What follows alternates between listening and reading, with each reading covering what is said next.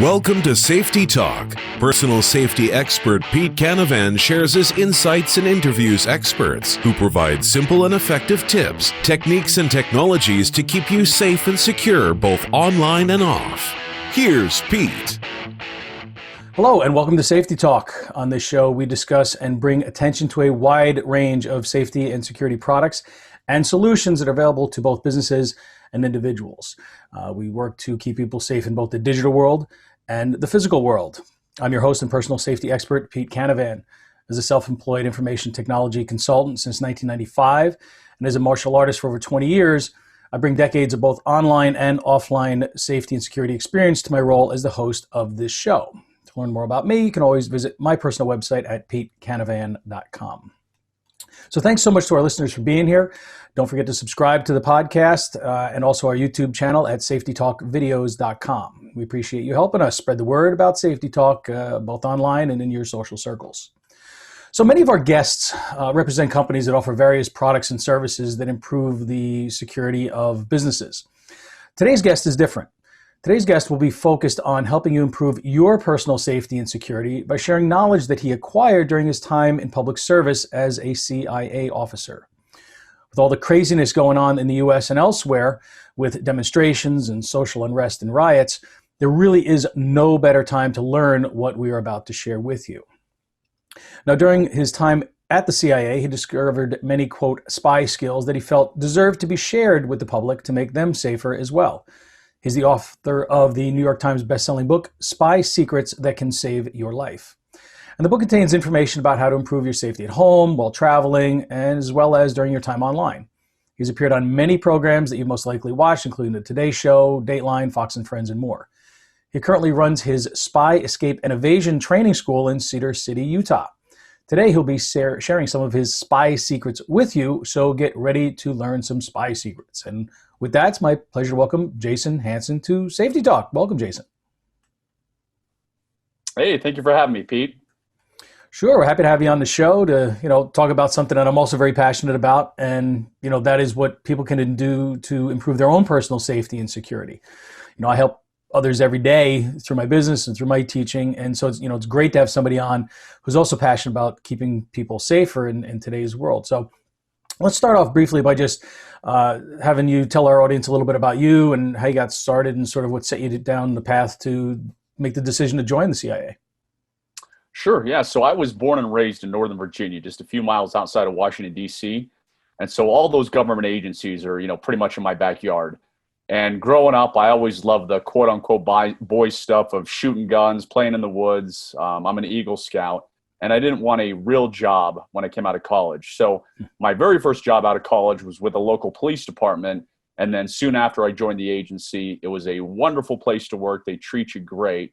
So I have no complaints at all. I had a good work life and still do. Awesome. Thanks for sharing. So let's dig a little bit deeper there on your time with the agency, and then we'll talk about what you're doing now, and we'll share some specifics with our listeners, all right? So what was the best part about working there? The best part about it. Well, it was obviously, I love this country. That was the whole reason to join it, is because, I love freedom and serving this country, but also all the training and all the things I learned. So I had some amazing mentors. And so, growing up, I liked guns. I thought I knew about safety, but you realize, whoa, I didn't know anything at all. So learning things about surveillance detection, learning about evasive driving, learning about firearms, learning about martial arts, you get to learn from the best. So that was probably the part I enjoyed most, is learning things that, I thought I knew, when I realized, wow, I really didn't know anything at all. And I got to, increase and improve my skills. And, that's kudos to you for doing that, because a lot of people, they think, I know things, and I don't need to learn anymore. So going about it with, obviously an open mind and willingness to learn and improve yourself is important, and it's a sign of obviously intelligence. So that was the best part. What was the worst part or the hardest part, I guess, of working there? Well, interestingly enough, it's I was single, but it is a single man's game. So again, going back to my mentors, I had all these wonderful guys who I joined the agency in 23. And so they were on their kind of tail end out. And many of them were divorced, or they hated their wife and kids. They didn't have good relationships with their families. So I did want to get married one day. I did want to have kids one day. And so I joined in 2003. I left in 2010 because I saw the writing on the wall. Like, I could do this my entire life, but I would probably be single and alone and never have a family. Or I could leave, start my own security and training business and that kind of thing. So it's a lifestyle thing. What do you want to do? Some people, I have a great friend who's still there. He's single, never married, never kids, and he loves it. But as for me, I did want to have that family life. Well, it's good that you recognize that early on, because it is a demanding job. Obviously, you have to go when you are called upon, right? And that can obviously put a lot of strain on a marriage, on a relationship, and on kids and things like that. And, wanting to, grow and have a family, you want to spend the time with them. I have 3 children, as I see you do from looking at, through your website there. And you want to be able to be there for them. You don't want to be an absentee dad where, they barely know you. I have a friend that his brother-in-law is in the Navy. The guy is never home. He's on submarines, he's on boats, and he's away from home 6-8 months at a time. So, and then he comes home for 2 weeks and he's gone again. And it's been like that for like 10 years. And I'm like, I can't believe this guy's still married. It's like, you don't even know your kids, you barely know your wife, you know what I mean? It's got to be really, really difficult. So, so I applaud you for that, because, raising a family is something that, if you want to do it, you got to do it. And it's something that, until you've had kids, you can't really explain to somebody, right? What it's like.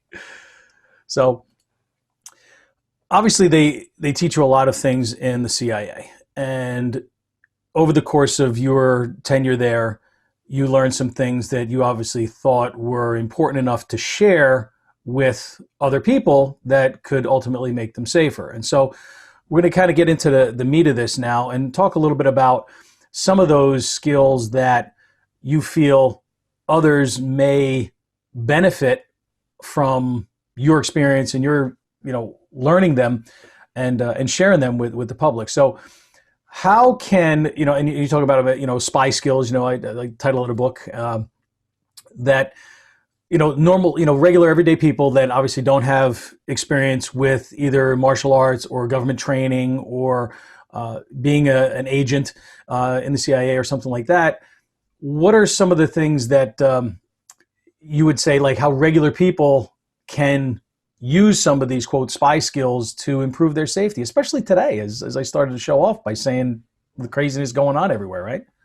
Sure. So yeah, one of the most important things is called surveillance detection. So in spy world terms, let's say you're a spy and you're in Russia and you're going to meet, the person, your asset, the person who's giving you secrets. So you would run what is called a surveillance detection route. And all that means is instead of going directly from point A to point B, you're going to make sure you're not followed to this meeting. So you may go to the grocery store first, you may go to Starbucks, you may go to Walmart, you may go to the gym, and then you may go to your meeting. So you go to those, 3, 4, 5 different places to make sure you don't see the same cars, the same people, to make sure that you really don't have a tail. So it's called a surveillance detection route, SDR for short.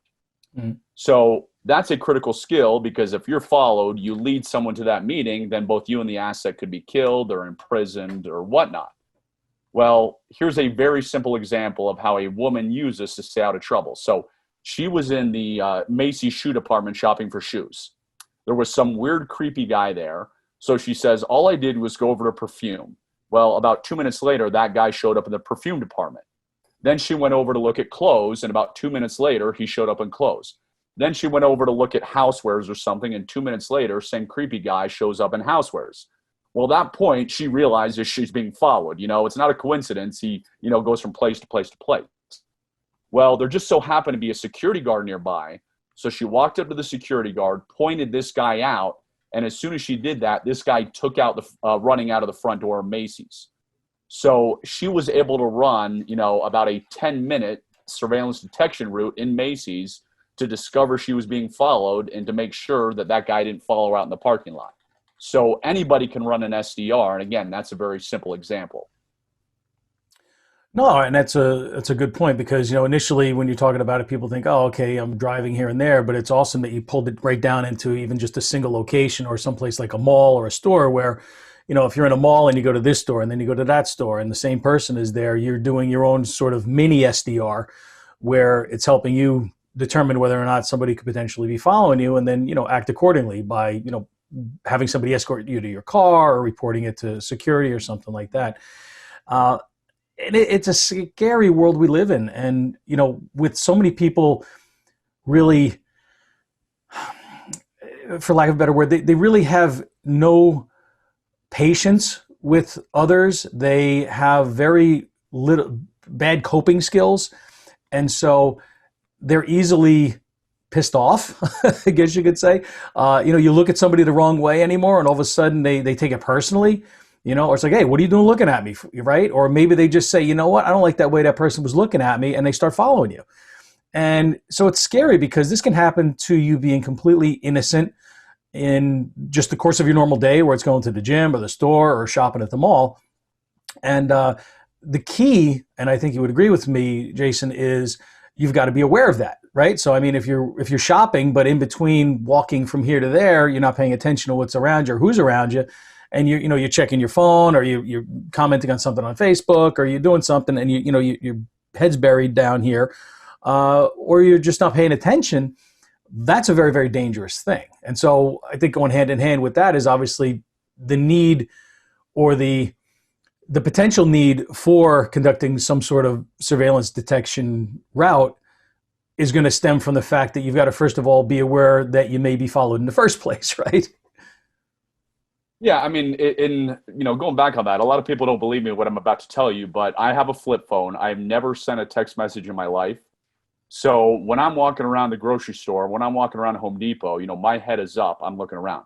And the beauty of running an SDR in the civilian world is that we can be obvious, meaning I can go take turns like crazy to see if his car's following me.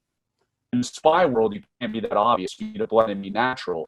Because if you're being obvious in a spy world, they'll know that you're trying to detect surveillance, and that'll out you as a spy. So you have to make it look very natural, going shopping, going to Starbucks, going to the bank or whatever. But again, in our civilian world, if you think you're being followed home, just start taking random lefts and rights and see if that car's still following you. And if they are, obviously you don't go home, drive to the police department, call the police, call a friend, do whatever is appropriate. So because so many people have their head buried in a phone or have their head buried in some device, it's really easy to stand out by putting your head up and looking around, because that criminal will think, hey, I'm going to attack these 500 people who have no idea what's going on. I'm going to leave this one person alone who's actually scanning and looking around. Right, and it's important because you don't want to be an easy target for them. And if you're not paying attention, you're an easy target. If you're paying attention and you're able to detect somebody before they get to you, you obviously lose the allure as an easy victim, and most likely the criminal, the perpetrator, is going to pass you over for somebody who is going to be an easier target. And I mean, that's just the way that, victims are chosen a lot of times. They make themselves look like or act like an easy victim. And so that's something that a criminal is going to pick up on right away. And it could be day, it could be night, it could be indoors, it could be outdoors. You want to make sure that you've got your head on a swivel, you're paying attention, and you're not distracted by all the things that we have that distract us today. And I think that's probably the biggest Achilles heel for anyone is, the phone is constantly there vying for our attention. You're walking down you could be in the middle of a store, ding, your phone goes off. Oh, who's that? Next thing you know, you're not paying attention, right? So it's not that you don't ever check it, but choose the time and the place to check it, right? Maybe with your back against the wall where you can see, right? And you can't be approached from behind if you're doing like this and somebody comes up behind you, for example. Well, I mean, I can tell you a quick story. So criminals love distraction, obviously. And sometimes they have to distract you. But now these days, your phone is a distraction. So one time I was overseas and I was on the subway and I saw this woman get off and she pulled out a map, so it was very obvious she was a tourist. And I saw this guy come up to her. And then I was watching, I'm always observing. I'm watching this other guy, and they're clearly working together in tandem. So he came up to her as if he was going to give her directions. The other guy moves to pick her pocket. Now I saw the whole thing going on, so I went and helped the woman. She didn't end up getting pickpocketed. But it's simple things like that. Maybe it is only a pickpocket who's trying to distract you, but maybe it's someone who's going to put a hood over your head and, throw you in a car and kidnap you. Right. So you've got to avoid distractions at all costs, whatever they may be. And it's obviously going to be tougher to pay attention, especially when you're in unfamiliar territory, because now you don't know what's going on. So like when you're on vacation, and that's kind of a good, I guess we could kind of even talk about that a little bit, because, as we're doing this episode, it's the tail end of summer, and, people still may be going on vacation, going away, but even so, people travel all the time. Now, maybe we haven't been traveling quite as much anymore with the whole, COVID-19 thing, but you still travel. And when you are traveling to places that are not familiar to you, I know I, for one, and people kind of look at me funny when I say this, but I mean, if I'm going somewhere, let's say I'm going to, it could be just vacation, right? And I'm going to a hotel. Well, I'm going to try to pull up that hotel's information online before I get there. I want to know what streets are around. Are there any obstructions around, either natural, man-made barriers? Can I find out the layout of the hotel so I know where the emergency exits are once I get there? And it takes you all of 10 minutes, 15 minutes to research some of that stuff. But now you've got a much better idea of the place that you're going to than someone else. And it could be for vacation. It could be for work. You could be going to a conference, right, to a big convention hall. Well, some of those places are literally mazes.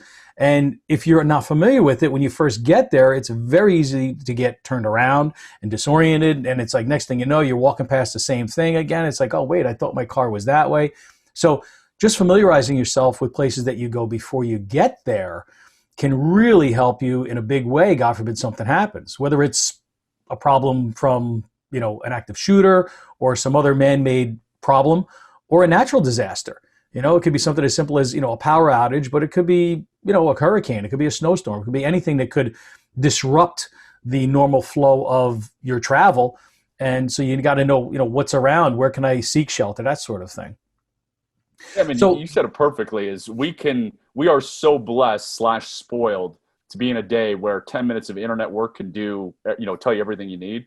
So one of the companies I own is an executive protection company. We do bodyguard work for celebrities, musicians, athletes. And so when you're doing that, you do advanced work. As you said, you go scout the hotel, you scout the location, you see if there's any construction, see if there's anything that, looks like it's going to be a problem. Well, we can do that for ourselves. We don't have to go pay a bodyguard a boatload of money. And funny enough, a while back, I had a relative, and she was using Airbnb for something. I don't personally use Airbnb, but she was using it, and it turned out her Airbnb was in a really bad part of town, like really unsafe. This is a single woman. And she was like, I didn't even end up staying there. I ended up getting a hotel somewhere else. And I was thinking, like, before you book an Airbnb or hotel, you should probably check out the neighborhood. We can all look at the satellite images. We can all look at, the area. We can all see the reviews by, hey, this is great, or hey, this is a dump. So it really is no excuse to end up staying in some dangerous location or dangerous hotel these days. Absolutely. And it, like you said, it is a blessing and a curse, right? That you have the information at your fingertips, but so do the bad guys. So not always a good thing. So what else? So that's really interesting information. I hope everybody is, making note of that, of what an SDR is and how you can possibly use that no matter where you're at. It doesn't have to be necessarily when you're driving, but it could even be, just when it could be in the grocery store. You never know. You think you have a suspicion that somebody is following you, do a few things that will sort of hone that in for you and let you know whether or not it's actually a problem, or is it just coincidence, What else you got for us, Jason? Well, another simple one is, I love gear. I'm a gear junkie. And, one of the wonderful things about not only being a Boy Scout early on, but working for the CIA, is it teaches you preparedness to an extreme. So you have backups to the backups to the backups. So, I've got a year's supply of food storage. Actually, I have about a year and a half. I've got water stored for weeks. I got 4 flashlights on my nightstand, because on my nightstand is my little safe with my gun on it. Now, I have 4 because I like flashlights, but if one of the batteries dies, miraculously, I've got 3 others if I need to grab my flashlight. So, one of the things I do is helping people get prepared. And I'm always amazed when someone's like, hey, I got a flat tire and I don't have any, I don't have anything to change my tire. Hey, I don't have my jumper cables. So I've got vehicle survival kits. I got bug out bags.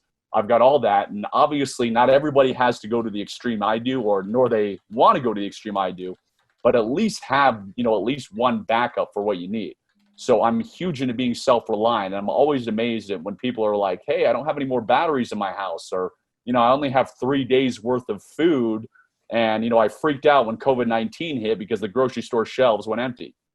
Now, when the grocery stores went empty for me, a while back, I didn't need to go to the store. I didn't freak out. I could have sat in my home fat and happy for a while.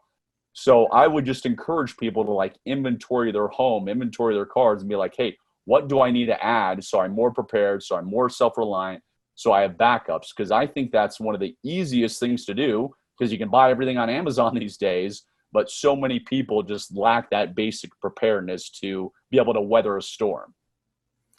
And, I think the whole coronavirus lockdown really shed a light on some of that. And that, I think, was something good that came out of it, is that people realized, oh my God, I'm so dependent upon the supply chain and going to my grocery store for just the basics. Whereas if you were more of a prepper, or somebody who's a little bit more prepared, and the word prepper has, negative as well as positive connotations to it. But I mean, I'm a self-proclaimed prepper. I'm like you. I've got bug out bags for each person in my family. I've got one in each person's car. My kids' cars have, their vehicle kits with, the jumper cables and the flashlights and the road flares and water filtration and candy bars and stuff like that. So, a blanket, because if you're caught in your car in a snowstorm and they shut the highway down and you're stuck in your car for 8 or 10 or 12 hours and you have no gas, well, you better have a blanket to keep you warm or you're going to die. Mm-hmm. And so simple things like that people don't think about. Same thing with food storage and water storage. You should definitely have food, not just for 3 days, which is the minimum, but for at least a couple of weeks. And I'm like you, I've got food at home for months. And my wife's like, why do you have to have all this? I'm like, because, honey, you never know. I remember Y2K, and I'm sure you do too. And I mean, that's kind of what set me on the path to sort of become someone who is a bit more prepared than the average person, because I saw, oh my God, if this whole computer thing really blows up and all of these systems stop functioning, we are going to be in a world of hurt. So, I mean, I went out and I bought a generator and, I bought all these other things to help prepare for that. Now, thank God that didn't come to fruition the way that, it could have. We really dodged, I like to say we dodged a missile, not a bullet at Y2K. But, that sort of set me on that path. And then, as time has gone on, I've done more and more about it. Like you mentioned batteries. I've got hundreds of batteries in my house. I have thousands of rounds of ammunition. Like these are things that if you do things over a period of time, it doesn't have to end up costing you thousands of dollars all at once. Every time you go to the store, you buy a few extra things, whether it's an extra pack of batteries or, an extra pack of whatever it happens to be. 1 week it's your toiletries and your toothpaste and your deodorant. And the next week you're buying some other things, right? So it's something that is simple for people to do, but most people don't think about it because they think, well, if I need something, I just run to the store. That's great as long as the store is there and they have what you need. So it's important. I think one of the most important things you actually mentioned in there is generators. So many people don't have generators. And when I'm working with people, I'm like, you've got to have your generators. So I live in Utah, where we get some pretty bad windstorms, where we get a bunch of snow so the power can go down. So again, what I do is overkill, but I've got a solar generator. That way, I can throw out the solar panels because I'm in southern Utah. We get a lot of sun. Mm-hmm. I have a propane generator. That way, propane stores indefinitely. I have another fuel system, and then I have a gasoline generator. So I've got 3 different generators. Some of them are huge. Some of them are smaller and more portable. But, if anything happens, I'm going to be able to keep all my appliances running. I've got the different fuel sources. So not that everybody has to go out and buy 3 generators, but at least have one. At least have a way to keep your lights on or keep, medical devices running that need to be running no matter what. Sure, and then you can do some other things. You could buy these small little solar panel rechargers for like your phone. So if you don't have electricity to charge your phone, well, we all know that, this is how we stay in touch, and most people don't even have landlines anymore. So if you have a cell phone and the battery's dead and you have no way of charging it, now you're really out of touch. Not to mention any other devices you may have that require, recharging, whether it's radios or phones or speakers or whatever. You need to have a way to do that. So yeah, I've got some solar ones. I have a gas generator. I don't have 3 generators. You 2-upped me on that one there, Jason. But like you said, redundancy is absolutely essential because it's Murphy's Law, right? If you've got one item and it breaks, you're screwed. At least if you've got two and one breaks, you've still got another one, and now you can operate. Like even going back to like flashlights, same thing. I've got a couple of flashlights right by the bed, super bright, strobe function. Somebody comes in there, the firearm's there, the flashlight's there. You blind them, they don't comply. You know, you got to make some other decisions then. So these are sometimes uncomfortable topics. You know, people don't like to talk about it. They don't like to think, oh, it's not something I need to worry about. It's never going to happen, or it's not going to happen to me. But you and I well know that anytime anybody has ever become a victim or they've ever had some major problem in their life, whether it's, you know, being stuck, you know, caught in a natural disaster or something like that, or you know, in a building where there's an active shooter or some sort of workplace violence event, they all say the same thing. I never thought it would happen to me. I never thought it would happen here. And, you know, I'm here to tell people, no, it can happen there. It can happen to you. And yes, it might be a little uncomfortable, but you don't need to freak out about it. You don't need to become paranoid about it. What you need to do is be prepared, because when you're prepared, guess what happens? The stress levels come down because you're prepared. If something happens, no big deal. I've got food, I've got water, I've got a flashlight, I've got this, I've got that. And you don't have to stress out about it. If you don't have those things, now's when people really start to freak out. And so it actually helps reduce stress when you're more prepared. And that's what, you know, I think is something that really needs to be hammered home with a lot of people. Don't ignore the problem, deal with it, but don't deal with it in such a way that it's going to stress you out, you know, and freak you out. Deal with it in a realistic way, okay? Take a look at where you live in the country. What are the things, like you mentioned Utah, windstorms and snow. Okay, great. Well, maybe if you live in Florida, you don't have either one of those problems, but you got to worry about hurricanes and floods, right? So no matter where you live, you know, it could be California, it could be wildfires. Okay, so we all have all these things that no matter where you are, whether you work, where you live, or maybe even where you go to school, right? You go across the country from where you normally live. You're on the East Coast, you go to school on the West Coast. You're going to have a completely different set of potential scenarios you should prepare for when you're away from home. And so it's important that people realize that and act upon it and don't ignore it and just, you know, kind of bury your head in the sand. So very, very good points there. So speaking of travel, no, I 100% agree with you. It gives you a tremendous peace of mind. It really does. And that's go ahead. Sorry, go ahead. Well, that's just what it's all about, right? I mean, if you can rest easy and you don't have the levels of stress that everybody else around you is feeling, that's a really good feeling. It's like, oh, you're stressing, I'm not, you know? Mm-hmm. I'll help you if I can, but I'm not going to, you know, don't look at me to be the savior of everybody, you know? So you kind of got to, you weigh that, you know, and hopefully you've got some cool neighbors and you can kind of form a little coalition. Like luckily I do. I've got a really cool set of neighbors around by me who live on a cul-de-sac. I recently put up a video surveillance system on the house just because of what's been going on. It's something I wanted to upgrade my system for a while, which I've done.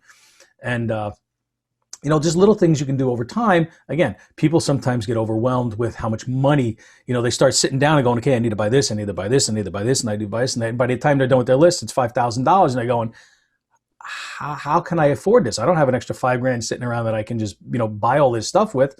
So chip away at the stone, pick a few things, buy stuff, you know, do it every month, you know, month one, you know, September, choose, you know, to build up this supply. October, choose to build up this, and November. And before you know it, 6 months down the road, you got a lot of stuff. So, so we're talking about traveling a little bit. Give us a travel hack, you know, maybe a spy travel hack, something that people who travel a lot, or maybe are going to start getting back into doing more traveling, whether it's for business or pleasure, could maybe take and utilize to, you know, become safer during their travels. Sure. Yeah, I'll give you a few kind of travel tips for hotels. That's what we'll cover. One is when I stay at a hotel, I like to stay between floors 3 to 6. So you don't want to stay on the first floor because heaven forbid you're in a bad place and there's some kind of bomb that goes off, you know, somebody drives up a car or that kind of thing, you know, the first floor is going to be most damaged. Also, the reason to stay between 3 and 6 is if you go past 6, in the United States, most fire truck ladders will not go past the 6th floor. So if you get trapped on floor 77, well, then that's a long way down to get to safety if there's a fire, if there's some kind of terrorist attack. Another very simple thing you can do is, of course, we have the, you know, do not disturb signs on your hotel. But if you want to see if, anybody's been in your hotel room, just take a small piece of paper, put it in the door as you exit where the hinges are. And you can memorize, hey, I put the piece of paper here, or hey, I put it folded this way. And if you come back to your room and that piece of paper is on the floor, well, then somebody's obviously been in your room and you may not want to go in there. You may want to go get management or something like that. Other things, we do, again, we want to make sure nobody's been in our room or looking around. So if we have maybe a laptop in a suitcase, I will close my suitcase and note the exact place I put the zipper or how many zipper lengths. Maybe I'll leave it just slightly apart by 2 inches, and I'll put like a pen or a piece of paper on the top or something. And, I do stuff like that where if that zipper is moved, not the exact place I had it, or if that pen and piece of paper, which is perfectly laid at an angle for a specific reason, if I have that move, well, then again, I know somebody's been in my room. No, I do similar things. And, people may think, well, that's kind of weird. But no, it's not. It's called safety. It's called awareness. And it's called doing something really small. I mean, we've seen in the movies, right, where, somebody will pull a piece of hair out. My hair's not too long. I probably can do it with mine. But, they pull a piece of hair out and they'll like wet the sides and they'll put it, across the door. Like you say, like in a hinge. And then if somebody opens the door, well, that hair is going to break or fall and they're going to see it. So, I mean, I love that example that you use. Just use a little piece of paper or something. Put it in the door hinge. If it's not there when you get back, somebody's, been in a room. And you could take it, of course, a step further by securing the individual items in the room. For example, I always use the safe that's in the room.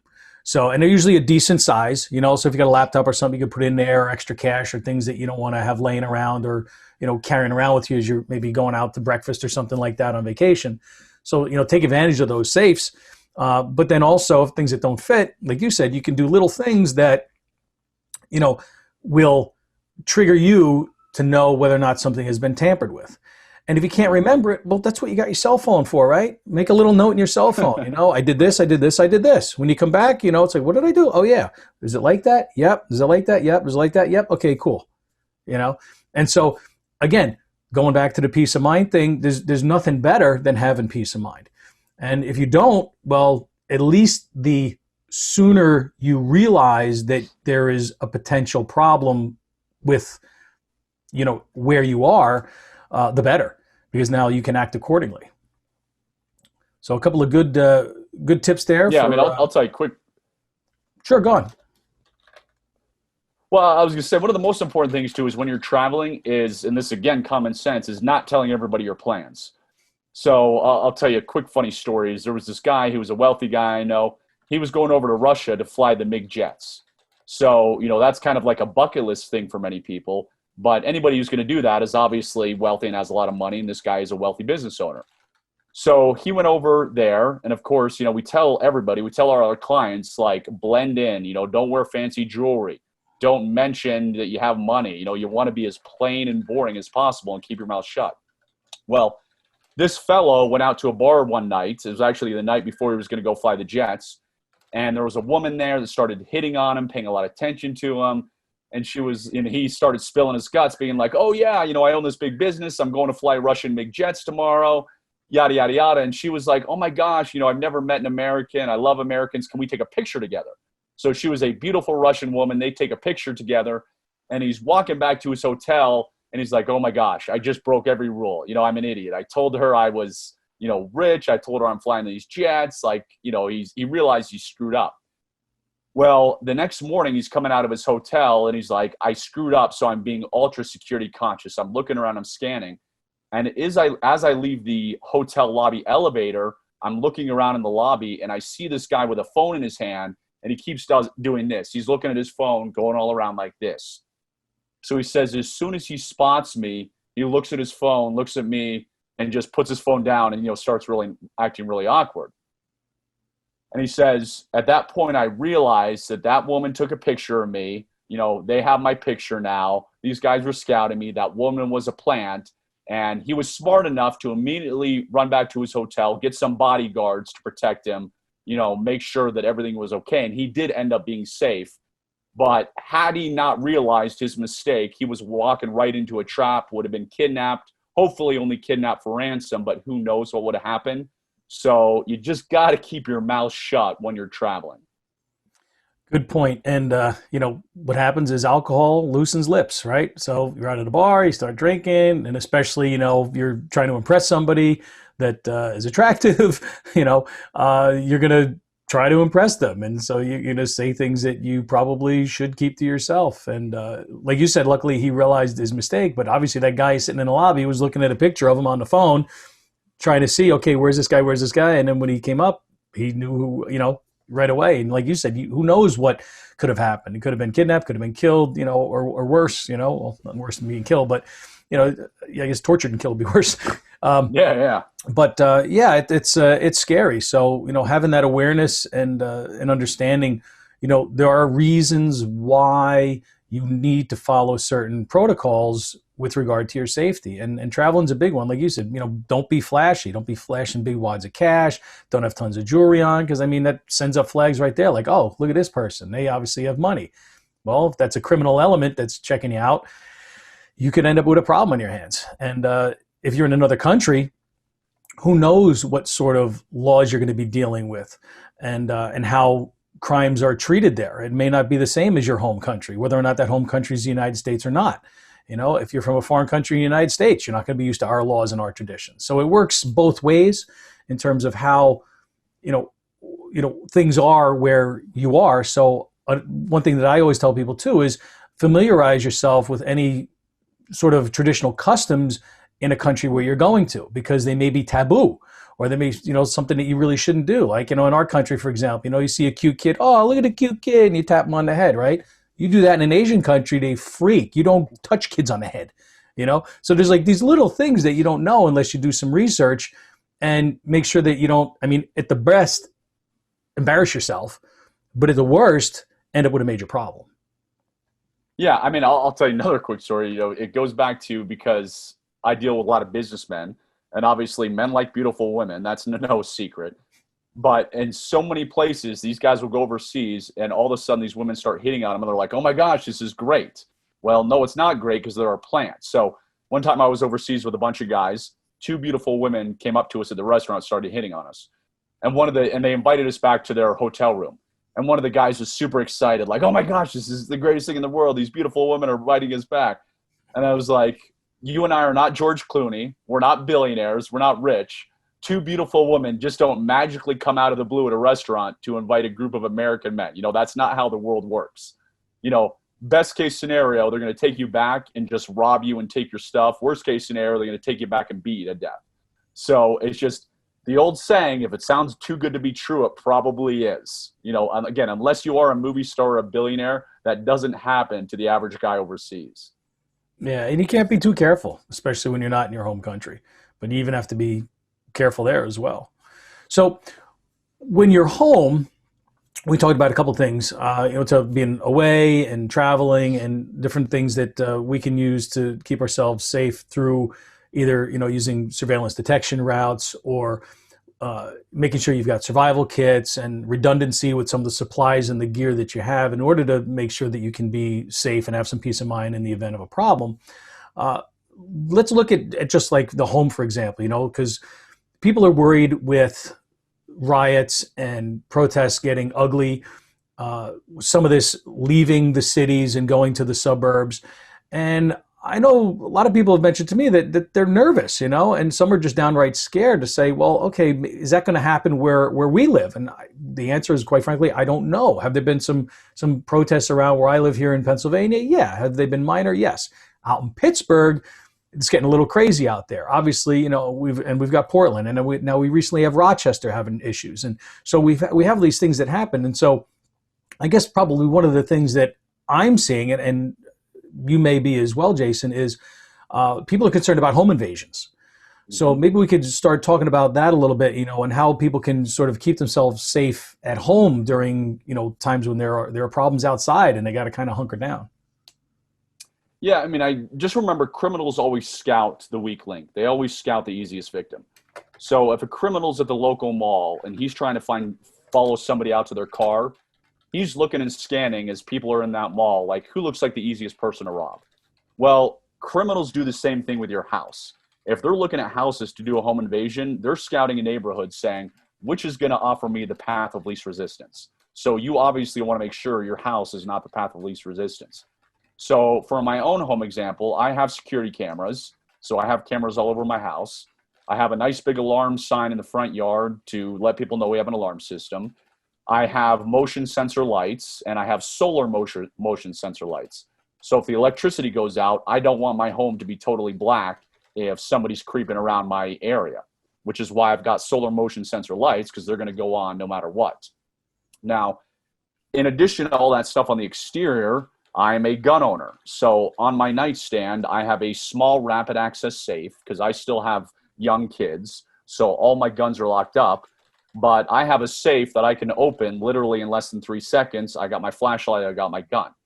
Now, ideally, if something happens, like you said, you're going to hunker down, police are going to get there, and no shots are going to have to be fired. But you always, plan for the best and prepare for the worst. So if someone chooses to make the very poor life choice of coming in my front door, they will be met by several rounds of bullets to protect my family. And I think the funniest thing is there's that sign, which I've seen, it's like a meme where it says, hey, I have guns, but my neighbor doesn't believe in the Second Amendment, that old joke. So they go to the neighbor. I'm very pro Second Amendment. I'm going to make sure, I tell everybody I have guns. I'm not hiding the fact. I'm telling you right here, right now, is that I pray that I never have to use it. I pray that I never have to take a human life. But obviously, I'm not going to let somebody kill my wife and kids. So I think it's just important to have some way to defend yourself. Not everybody believes in guns. Well, have a knife, have a baseball bat, have a golf club, have a stun gun, have a taser, have something. Because at 3 a.m., if your front door is getting kicked in, that's not the time to sit and freak out and be like, what am I going to do? That's the time to grab your weapon and defend yourself. So have some type of home defense plan. Mine is basically grab my gun, my wife calls 911, and I deal with the intruder. Whatever your personal plan is, but have something so that you know exactly what you're going to do if your alarm goes off. And the advantage to, you being the homeowner is that you know your home, but you also have to know the right way to go through your home and to move through your home and to clear your home. So if somebody is in there and you're not quite sure, you have the advantage, as I said, of knowing the territory, whereas they do not. And also, a lot of people are not comfortable with firearms. And so that's fine. But what I tell people is you got to have some kind of distance weapon. The easiest one is a defensive flashlight with a strobe light function. Because if you blind somebody, they can't see you, they can't get to you, they can't react if you take away their ability to see you. And then, of course, pepper spray is a great one. I know you're a big fan of pepper spray as well. Pepper spray or bear spray or wasp spray, anything like that, where you can, again, it's a distance weapon. You want to deal with the intruder or the perpetrator or the criminal from a distance, because once they get to you, now it's on. Now it becomes a matter of who has skills, who's bigger, who's stronger, and that all comes into play.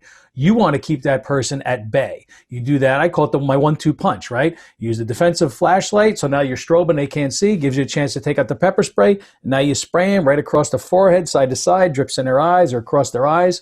Right, if they got glasses on, you hit the forehead, drips in. Little tip. But you want to use that. You want to keep them far away. People are like, if I'm getting attacked, in a parking lot, I'm going to take my keys and I'm going to put them in my hand and the keys will be there. Okay, great. But now you're dealing with that person one-on-one. If they're much bigger and you swing and you miss, or you swing and they smash your hand and the keys go flying, now what? You have nothing. So you've got to use, defensive weapons that are distance weapons. Obviously a firearm is the ultimate distance weapon, right? A rifle, or even, shoot them as they're coming in. But for those people that aren't comfortable with that, and there are plenty of people that aren't, you have to come up with some other plan that's going to keep you safe. You have to have a way that to know where to retreat into your home. What is the best position to retreat to, where you can escape if necessary, but you can, you kind of can funnel anybody who's coming in into a certain area so that they can only get to you maybe one at a time, so you can deal with people one at a time. So there are all these different things that you can do, but you have to get trained on it. And if you don't have the training, get educated and begin that process to find out, hey, what am I comfortable with? How can I obtain it, purchase it, and then be trained with it so that I can feel comfortable in my own home. And if something happens, I can protect myself. Because, hey, by the time somebody's kicking in your front door at 911, those cops are 3, 4, 5, 6 minutes away. That's a lifetime when you're trying to defend yourself or your family, or fight for your life. My first book is called the Self-Defense Survival Guide: How to Fight When You're Fighting for Your Life, How to Survive When You're Fighting for Your Life. Because there's no rules, and you've got to be able to make that commitment 100% in your mind. I talk about the warrior mindset, where you've got to go over, under, around, or through whatever obstacle standing in your way. And if you can't bring yourself to use the knowledge or the gear or the weapons or whatever that you have at your disposal, or the techniques that you've been taught, it's useless. So it has to start up here. Then then you deal with the skills and the things that you can use to protect yourself. And it's essential to do that because, it's our own personal responsibility to protect ourselves, right? I mean, first and foremost, you're responsible for yourself. The police are there to help you as well, but they carry a gun to protect them, not you. People don't realize that. Well, somebody comes, the police will come and they'll shoot them. Well, maybe they will, maybe they won't. Maybe they have enough time, maybe they won't. So these are all, important questions that people have to answer.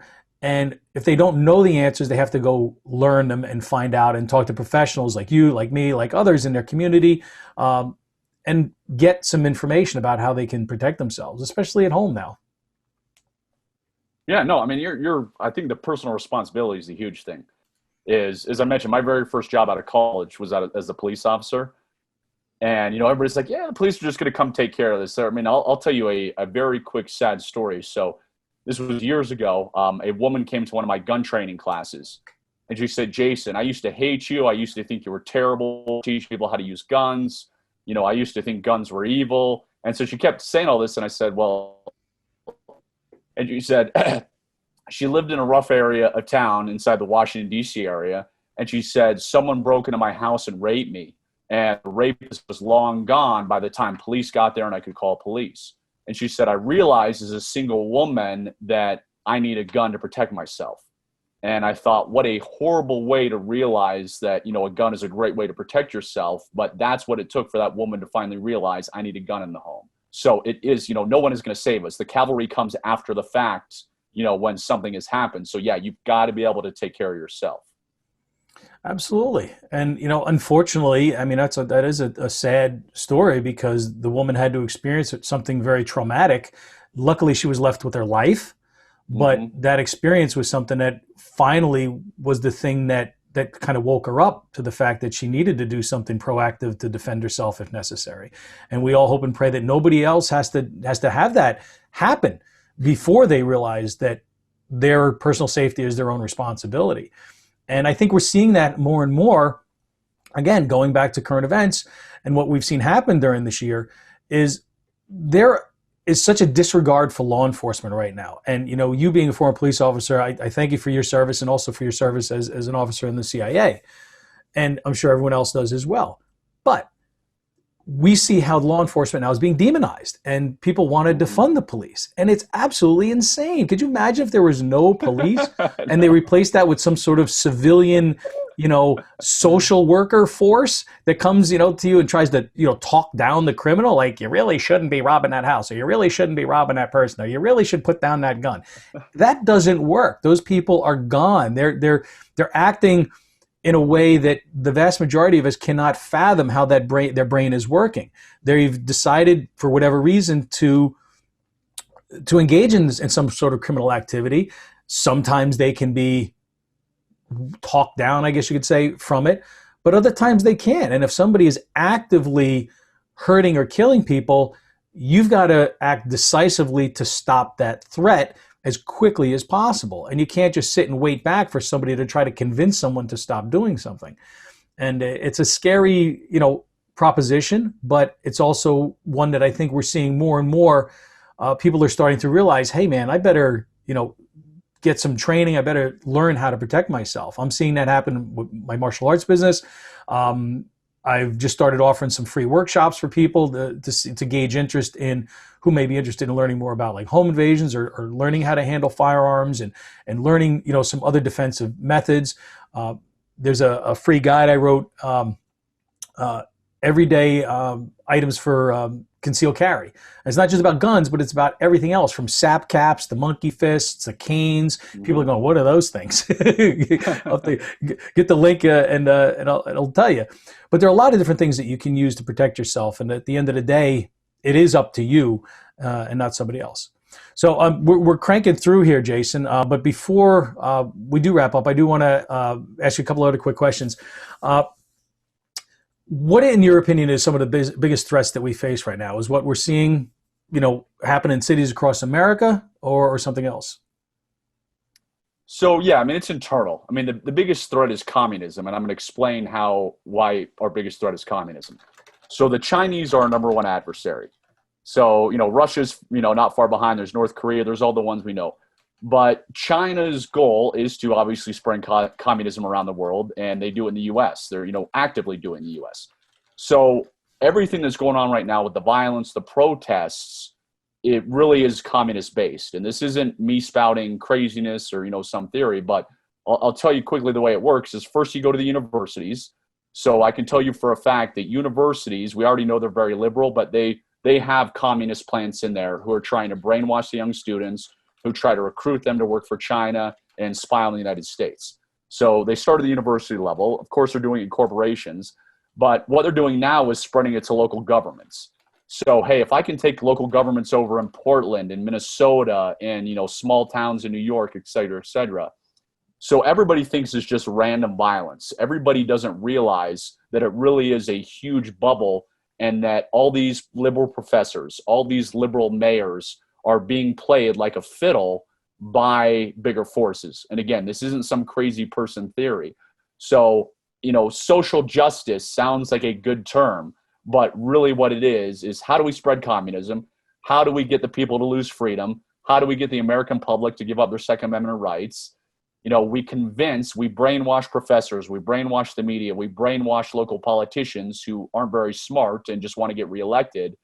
And they think we tell them it's a good cause, but really we're trying to spread the communist bottom line. So I know that's kind of a big leap for most people to take, but that is our biggest threat that is taking place as I speak right now. And it is happening, like you said, very insidiously, because you're seeing it happen, like you said, at the local levels, and people are being fed this diet of everything can be free. Free education, free healthcare, free this, free that. Well, that's socialist, communist, agenda. That's what they want to do, and they can't control the United States until they do that. And I think, like you said, talk about brainwashed, right? I think this election is going to be between the brains and the brainwashed, because people that watch major media, the vast majority of the media out there has a single narrative, and that is to get rid of the current president, Donald Trump, who has done an amazing job for this country, but yet they cannot acknowledge a single positive thing that he's done because they are so blinded by hate. And they take these different viewpoints and feed it to people. Like you said, it started in universities, it's infiltrated to local governments, and it's infiltrating into the federal government as well with the radical left and the squad. And when they speak and they talk about what they want to do, it blows my mind. And I'm like, how could anybody in their right minds actually agree with these people? How did they get voted into office in the first place? It's scary. I mean, we've heard, Bernie Sanders say about Joe Biden that, he's the most, if he's elected, he will be the most radically, progressive president ever. Well, I don't want that. I value conservative values. I value the Constitution. I know you do, and I know the vast majority of law-abiding citizens do as well. We don't want to see things change. This is the greatest country in the world for one reason, and that is because of what the founding fathers did and how they structured it, and realized they looked at all the problems that all these other countries or civilizations had over many, many years, and said, well, why did they fail? And they built in safeguards to enable us not to fail, hopefully. But as our First Amendment and Second Amendment rights are eroded, freedom of speech has become crushed. You've got all these technology giants suppressing whatever they feel like and only putting out a certain agenda. So I'm very worried about the direction that this country has taken, and I'm sure you are as well, which is why we do things to prepare.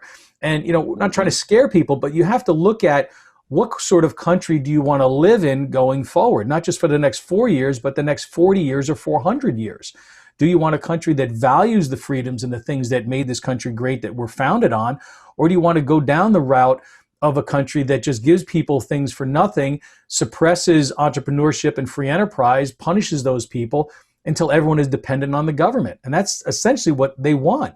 I'm a business owner. You're a business owner. Blood, sweat, and tears goes into your business. And we love it. We thrive on it. We enjoy it. And it gives us a sense of satisfaction.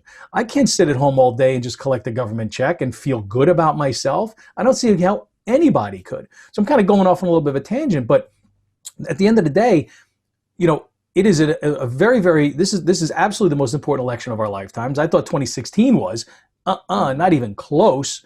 So it's going to be really interesting to see what happens over the next couple of months. I mean, with less than 2 months to election day, essentially, what's going to happen at that point and beyond. And we could all sort of speculate what we think is going to happen. And I've got my own ideas. Maybe you and I'll talk off air after this for a few minutes. So I don't know. It's just very scary. So to sum up for our listeners, and I didn't really pop over. I'm going to do this share the screen here. So people can see this that are watching, but we're also going to talk about your website here is spyescapeandevasion.com. So Jason, through his company, basically shares little known spy secrets, some of the ones like we talked about on the show today that the average American can use to stay much safer and better prepared to deal with this, crazy, unpredictable world that we're all living in, right now. So the website that Jason has is spyescapeandevasion.com. He's got lots of really good articles on here. I was looking through the site over the last week or so before our interview. Lots of good information here. Jason, can you sort of leave our listeners with some final advice that really should resonate with just about every American out there today? Hey, freedom is everything. Do not be afraid to promote freedom. Don't be afraid to wear that T-shirt that has Trump on it or has a gun on it. We all know the saying about good men staying silent. So I think people just need to continue to speak out, not be afraid to teach the young people what freedom is, not be afraid to teach what, the Constitution truly means. So, and obviously get out there and vote. I mean, that's critically important. In person. Yeah. So if I could leave anything to people, it's don't be afraid to teach others what freedom is and to continue to speak your mind about freedom. Excellent. And nobody should. I mean, I proudly wear my Trump bracelet. I've got my, wrong side, learnselfdefenseonline.com shirt. It's one of my websites that I have because I'm all about teaching people to stay safe, any way that they possibly can, whether it's through martial arts or through books and other sort of educational materials. So I understand you're not really on social media, which, I don't do much. That is not my strong suit. So, yeah. And that's fine. Our listeners can connect with you, I'm assuming just through your website would be the best way to get a hold of you if they're interested in what you have? Yep, that'd be the easiest way to do it. Okay, awesome. So again, thanks to Jason Hanson for being here. Thanks to our listeners for tuning into Safety Talk. Don't forget to like, subscribe, share, and get the latest safety news and information from safetytalkpodcast.com, wherever you listen to your favorite shows. And then, of course, links to videos of our shows also are posted on our YouTube channel at safetytalkvideos.com. So until next time, everybody, please, more than ever, stay safe.